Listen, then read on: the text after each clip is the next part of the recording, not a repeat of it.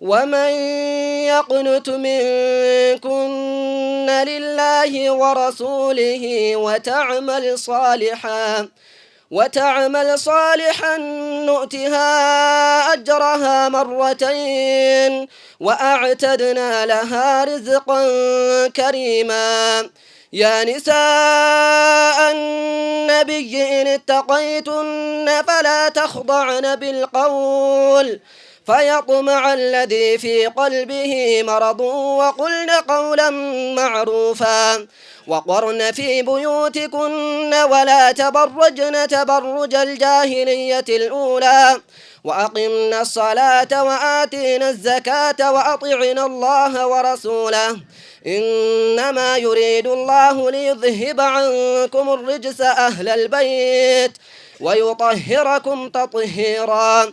واذكرن ما يتلى في بيوتكن من آيات الله والحكمة إن الله كان لطيفا خبيرا. إن المسلمين والمسلمات والمؤمنين والمؤمنات والقانتين والقانتات والصادقين والصادقات والصابرين والصابرات والخاشعين والخاشعات والمتصدقين والمتصدقات والصائمين والصائمات والحافظين فروجهم والحافظات والذاكرين الله كثيرا والذاكرات أعد الله لهم مغفرة وأجرا عظيما. الله أكبر الله أكبر تكبيرنا سامي الله أكبر. دري yeroo jiinii rahmadaanaa jiinii kabajaa nutti as dhufu biyya biyyatti dawwalla nama sagalee kanaa nama nu sagachiisu barbaacha akkas miti. Hadha garuu alhamdulillahi rabbil aalamiin ta'aabii ulamoota keenyaatiin ta'aabii sheekota keenyaatiin rakkoon kun nuuf furame. Allahu akbar Allahu akbar. Amma itti aansuudhaan Sheek Ahmadiin as bahanii baga nagaan dhuftan jechuudhaan sheeka keenya Sheek Muktaarin nuuf affeeruuni Sheek Ahmadiin gara kanatti dhuftanii isaan nuuf affeertu. Kabajaan takbiiraadhaan gara kanatti naaf kottaa. Allahu akbar Allahu akbar. السلام عليكم ورحمة الله وبركاته. ما شاء الله أيها المستمعون الذي جمعنا في هذه البقعة المباركة. ربي قالني هاجو فارون كنيساتي قالني كنيساتي ربي كينيا إدي كانتي بوتا بريدا كنارتي سجنتا قرتني كنارتي نجانو تايسي nama hundaa'u gartanii nagaa godhee rabbiin ulamoota keenyasi hawaasasi dubartoota irraas nama gartanii kaan irraas rabbii asitti walin nu qabe nagaa nu taayisee faaruun garanni kan rabbii keenyaati. warra asirraa milkaahee milkiidhaan asirraa galu qooda guddaa argatee rabbi nu haa taasisu. Sin hundinuu keessummoonni keenya warri Finfinnee irraa dhuftanis kan immoo gartanii aanotii garagaraa irraa dhuftanis kan immoo aanaa kana keessa fagoo irraa deemtanii dhuftanis ulamoota keenyas imaamonnis hawaasnis hundumti keessanuu baga nagaan dhuftanii anaa dhufuu isiniin jenna. warri naannoo kanaas akkasumatti taa'abdanii qabbana kana nu qopheessitanii haala kana mijeessitanii kana sirratti gartanii argamtan isinirraa rabbi haa jaallatu. warri nageenyaadhaaf dhaabbataa jirtanus warri gartanii halkan illee akkasitti dhaabbataa ammallee dhaabbataa jirtan rabbi isinii wajjin haa dhaabbatu. hundumaayyuu warra kana keessatti ga'ee kanaadhaa gartanii bahattan rabbi jazaa guddaa isinii haa kaffalu rabbi isin haa milkeessu. asirratti garuu ammallee jechaadha kan nagaan baga nu dhuftan jedhanii namoottan keenya nuuf gartanii ammallee jechaadha du'aa godhanusi sheeka keenya dura bu'aa keenya amiira gartanii keenya dura bu'aa aanaa nadhii gibee Sheek Muktaar Sheek Mahammad Nuur rabbi umurii isaanii haa dheeressu afiyaa isaanii irree rabbi haa kammalu akkasuma ulamoota keenya hundaa rabbi nagaa haa taasisu. isaaniin asirratti gartanii ammallee jechaadha isinii waama du'aa fi nasiyaallee kan nu godhu isaanii ربنا نحامل كيسو ربنا آتنا في الدنيا حسنة وفي الآخرة حسنة وقنا عذاب النار. الحمد لله رب العالمين. شيخ كينيا شيخ مختار فليتفضل مشكورا ومأجورا. أيها الضيوفنا الكرام المشاركون الموجودون بين أظهرنا في هذه المحاضرة الجليلة العظيمة من جم غفير من أماثل العلماء والدعاة وهيئات المجلس الأعلى للشؤون الإسلامية وأئمة المساجد وقناتين قناة حملتون الفضائية وقناة الإسلام وإخواننا المحترمون. أولا قائد أو محافظ دجانة دي يونس أبا موغا، والثاني قائد حزب الازدهار ساموئيل بينه، والثالث قائد الأمن والإجابة سيف أبادرة وغيرهم من جميع المسلمين والمسلمات الذين أجبتم وحافظتم على موعدنا وقبلتم رسالتنا النائبة عنا واستقبلتم إلينا من كل فج عميق وسرتم على الطريقة البعيدة الغريبة وعبرتم الأنهار وغبرت ثيابكم وسهرت أعينكم منذ سمعتم محاضرتنا هذه وبحثتم عنها واتصلتمونا متى يومها وحملتم رسالة الدعوة وعلقتموها على صدوركم خشية التخلف عنا من نسيان من غير عذر منكم. وها هي اليوم الذي نحن فيه والله بالغ أمره قد جعل الله لكل شيء قدرا. أحييكم بتحية الإسلام وبتحية آدم وبنيه وبتحية أهل الجنة في الجنة، وها هي السلام عليكم ورحمة الله وبركاته.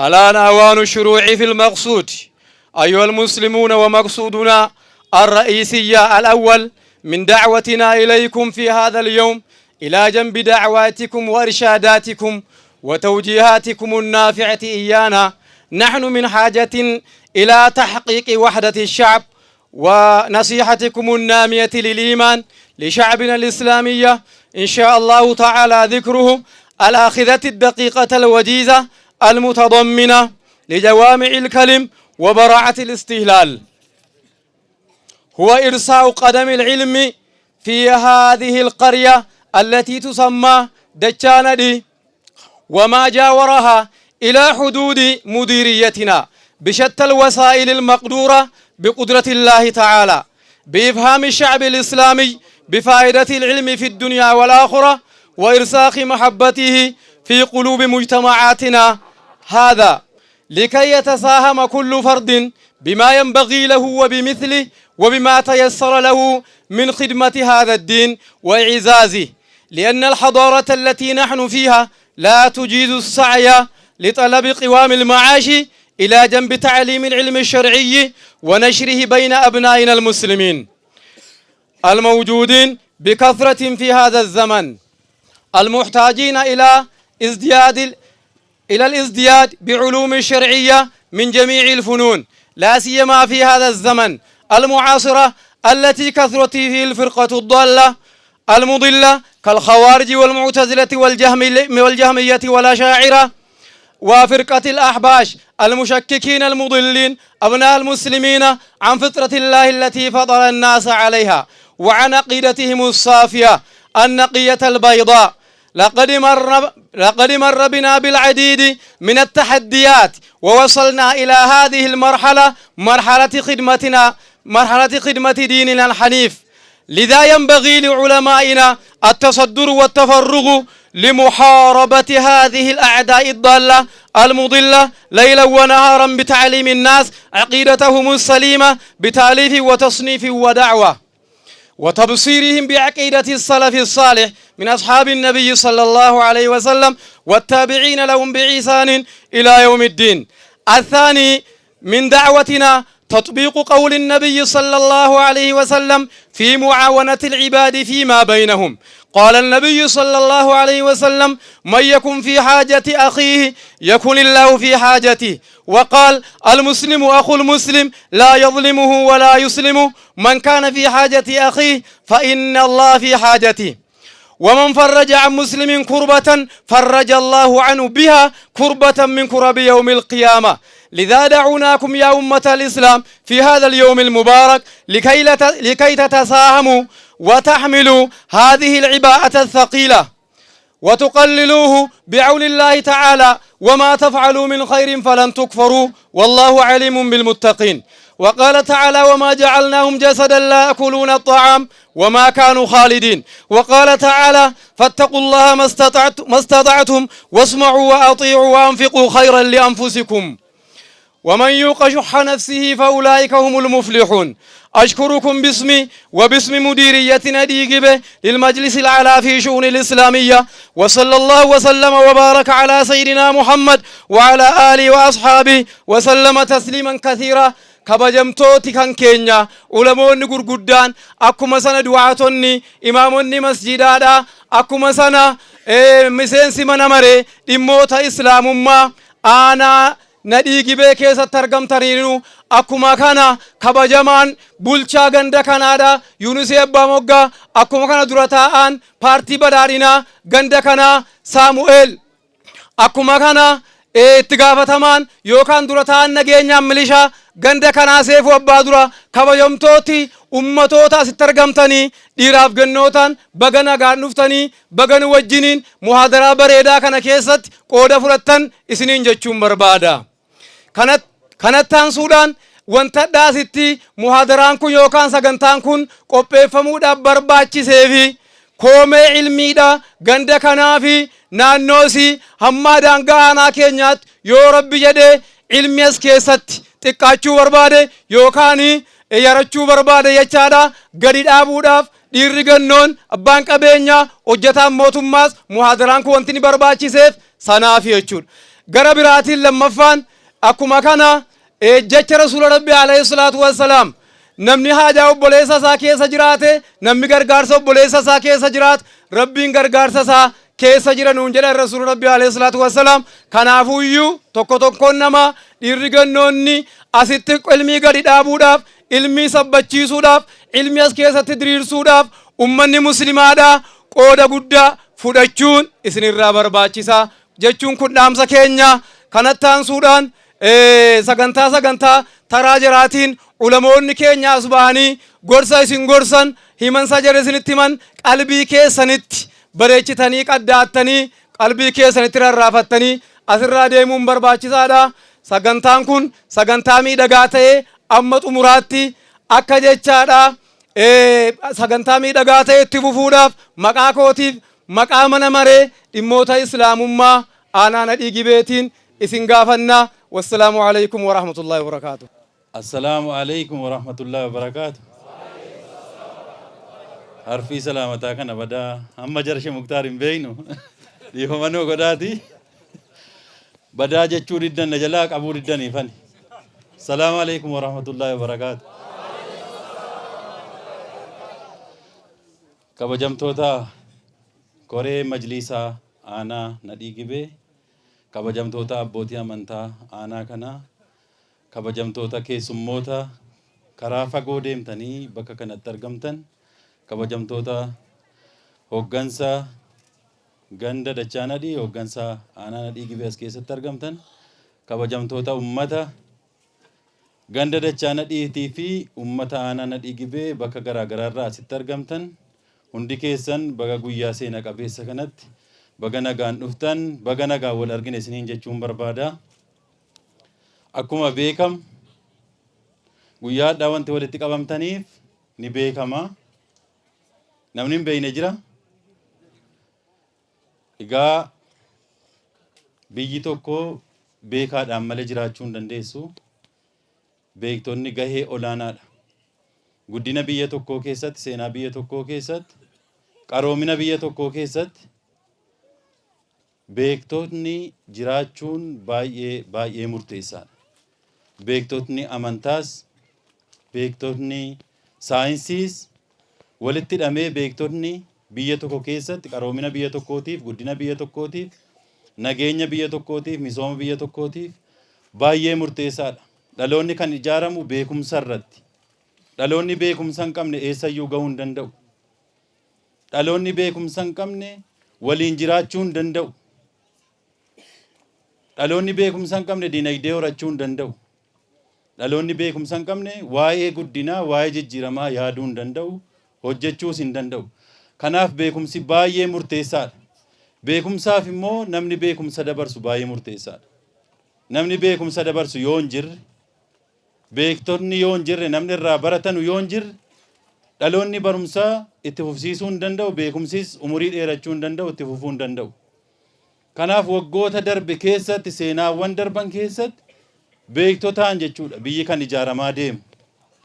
Kanaaf isinis guyyaa addaa asitti argamtanii beekaa keenya, ulamaa keenya gargaarra, bukkee dhaabanne hin deeggarra, dhalootatti beekumsa isaanii akka dabarsanu hin goona jettanii asitti argamtanii jirtu. Kanaaf galatatu isiniif mala. Wantoonni akka kanaa kun ummata keenya baruu danda'uudhaa qaba. Beekaadhaaf kabaja kennuun, hangafaaf kabaja kennuun, deeggaruun, bukkee dhaabachuun dhaloonni beekumsa irratti akka inni ijaaramuuf baay'ee murteessaadha. Kanaaf ummanni keenya yeroo hundaayyuu bakka hundatti aadaawwan akkasii kana jabeessee beektota isaa qabatee fuulduratti adeemuu danda'uudhaa qaba waan ta'eef, kanaaf baga waliin asitti argamne jedhaan akka mootummaatti xiyyeeffannoon guddaan kennamee jirus beektota irratti jechuudha.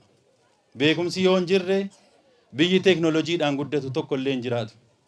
Keessumattuu akka biyya keenyaatti beektota baay'ee biyyi keenya barbaaddi. Beekaa saayinsii, beekaa amantii kamii isaatu jechuudha. Biyya beektota baay'een horanneen beekamti. Biyya saayintistiin baay'een keessaan baaneen beekamti. Kanaaf immoo dargaggoonni keenya, daa'imman keenya sirrii xiyyeeffannoo beekumsa kanaa yoo kennine biyyi kan keenya fuula duratti adeemuu dandeessi waan ta'eef, keessumattuu aanaa kan keenya keessattis waggoota dhiyoo keessatti bu'aa jijjiiramaatiin, mootummaa badhaadhinaatiin hojiin gama kanaan hojjetamaa jiru beekumsa irratti xiyyeeffatee namni ilmi isaa akka inni baratu, saayinsiidhaan beekumsa saayinsii akka inni baratu karri banamee jira. Maaliif barattee, eessaan baatee, eessaan dhufteen hin jiru jechuudha. Kanaaf abbootiin daa'imman beekumsa irratti xiyyeeffatanii mana barnootaa irratti, madrasaa irratti jabaatanii barachuu danda'uudhaa qabu. Kanaan ala hawaasni keenya beekumsa utubuu qaba, barnoota utubuu qaba. Kanaaf immoo diinagdee jabeeffachuu qaba.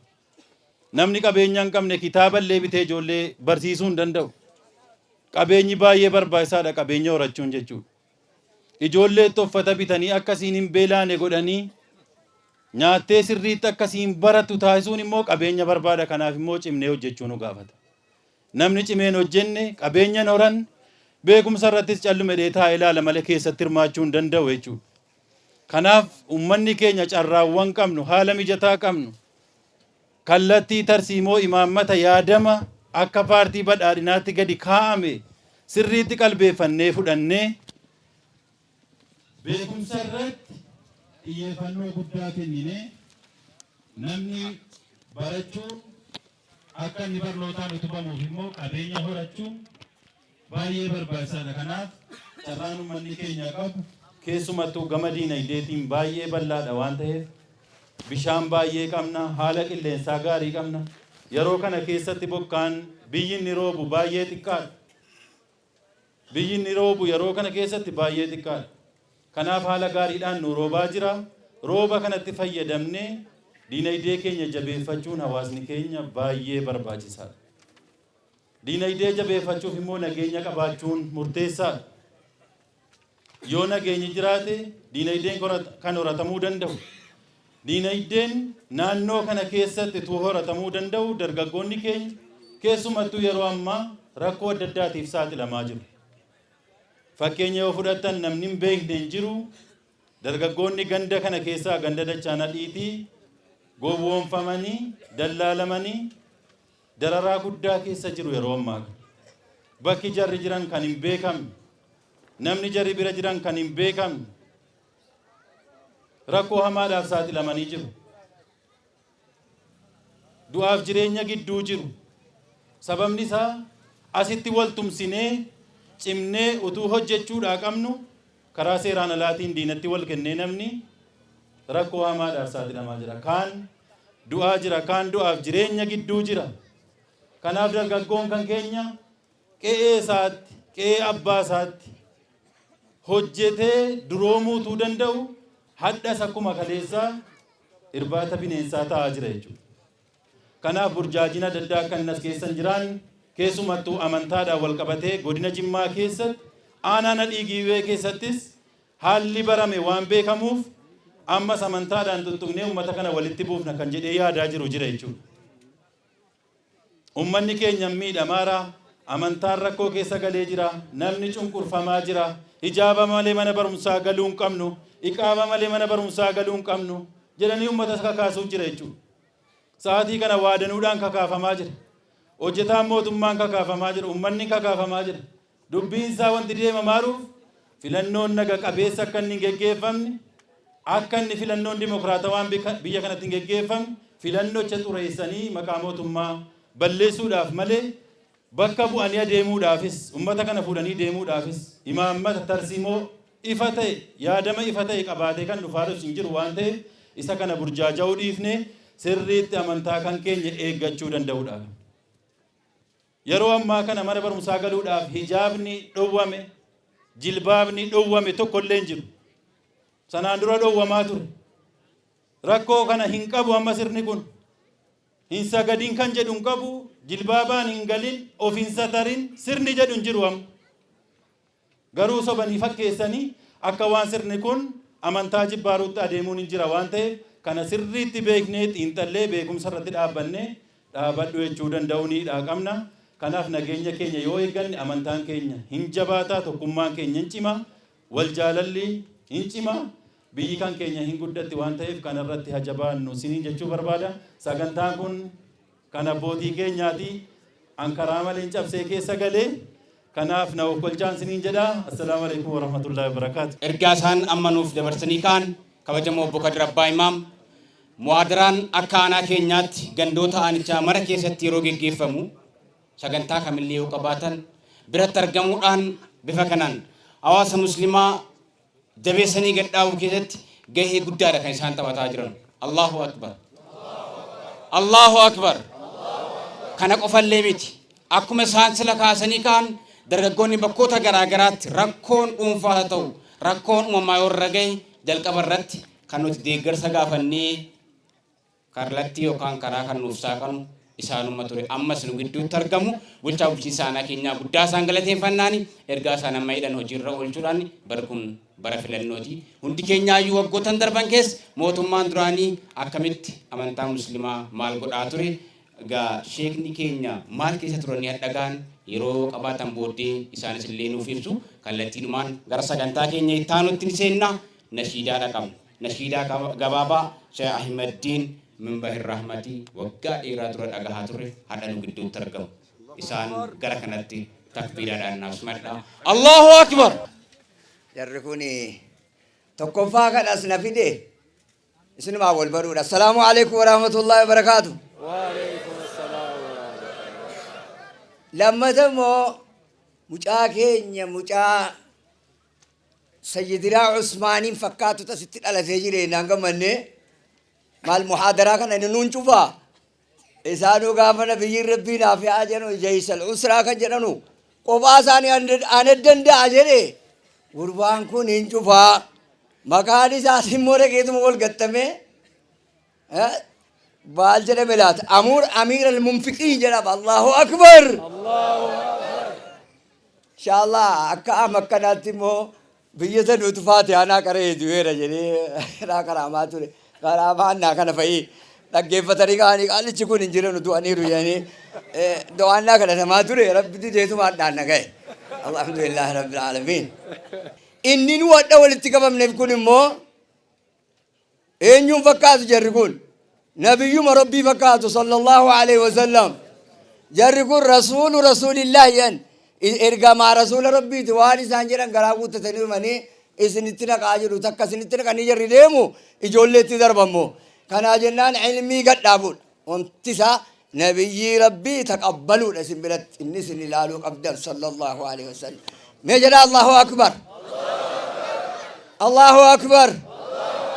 Kanaa jennaan muhaadaraan kun muhaadaraa ilmiiti. Hadha dubartii keessan amaanaatti kennina siichi xaabada nu dhufa akka jarri nu taqabbalan إسني سكا قدمتن شيخوني سكا قراسيسن أكا بحر إرادة غنما ومبري رتاني قلن هاسان برانجر الله أكبر كان أفندر بوفتي إسنين جلاسي كراسي كي قال شيدا قد إسيجنني مال قد إسلاس اللهم صل على محمد من بين رحمتي صاحب الآيات اللهم صل على محمد من بين رحمتي صاحب الآيات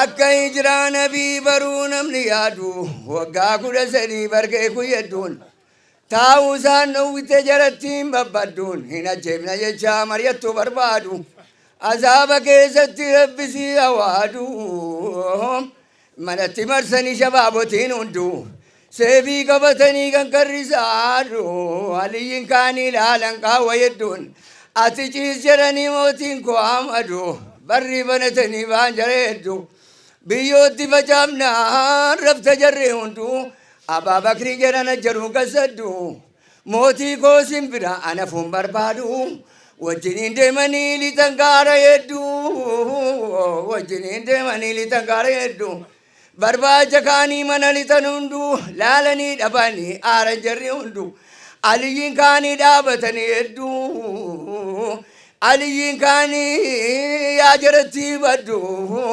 أحمد محمدون قال مدينتي من بين رحمتي صاحب الآيات الله أكبر بربادو كاني والرجام دودان واشاتي قالني ربان بوتا هندا بولة دكو أرغن كان كيسي ساقودا كان التجارة بربروفتون بدا أدو دينان كاكي نبي جادا رويو فيك رسول جاويدا بابا كرين جراني كون جارو مودا جران أبو بكرين تنه فدو سودا نوجين جرا ربين كنيا قدان أبا بكرين آره ساني آدا سمي دا ورانه بفتك إبدا جسمي کے صدے میں لالے سے سامبدا الربرا كان نبينا لودان قرور ساني جين كقبل مدا فيني قمدا الباني بكتي من بير أمتي صاحب الآيات وجنين ديماني خليفة النقوما تك درا قرا تك بودا ديما تك دكيك بير كساني لما موجزة ربي جاي سانو متما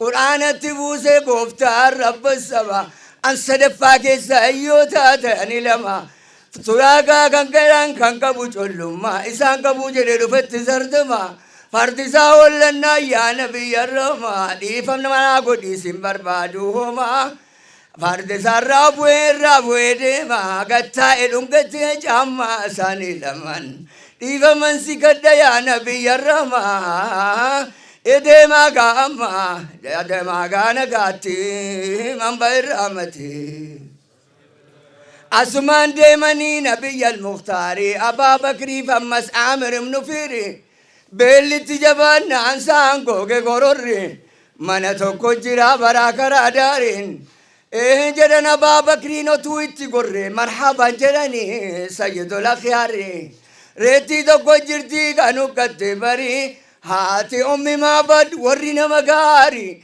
تاساني جتي ساني بنتي بري في قادنو قدي ريتي آدوري مرحبا المدايو قبات فيري هركان كقباني نبي المختاري قرون قديا لفقاي موري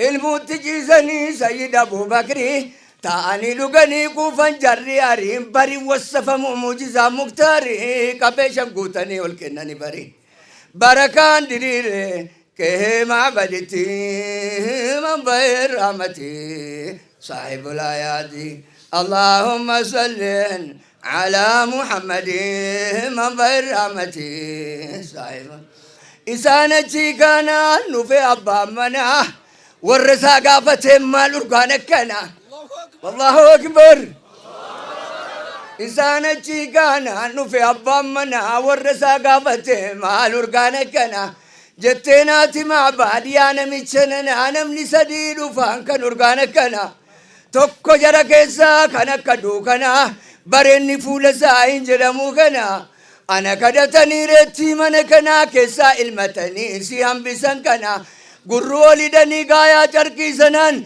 ميدك هلالي يو صدق دانا لكي رتي لالي معلمني أكنا ما فنرقود أبي رسول أكنا متى ساقبت بوي غاركنا معلوم النباسي هذا من كنا وانا كبدي سي وجرين غدانا نتمنى رسول أكنا أن انت أمنا كاين أردفاتي من برحمتي صاحب الآيات اللهم صل على محمد من برحمتي الله أكبر الله أكبر إيه قاعد يفهمنا ولا